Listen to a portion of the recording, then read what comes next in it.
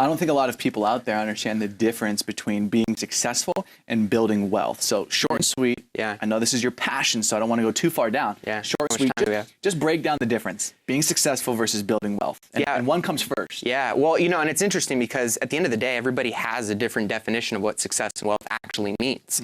So if we're going to talk about financial wealth, I often think of wealth being really financially free.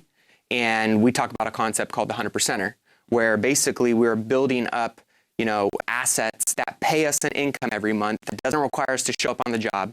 And we can essentially, cover 100% of our living expenses, our life, our mortgage, our, car payment, taking your wife or girlfriend or husband out to dinner, kids, whatever it may be, and having 100% of your passive income coming in and cover that. That's financial freedom.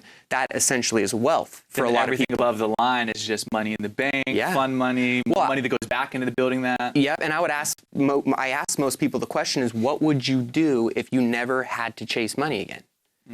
What a great question, because it usually shifts people over to an area where they should be already. They should already be going after. Right.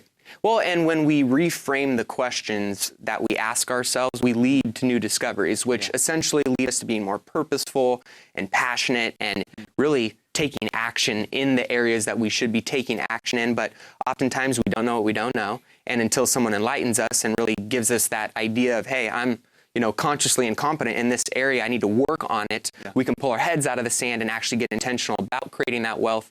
Because at the end of the day, whether we like it or not, currency in money is one of the most influential things that allow people to have bigger voices, bigger platforms. And what we talk a lot about is influence, income, impact. And so if people can get more intentional about that and find what vehicle makes, the right path for them to achieve that in, then that's where we're focused on.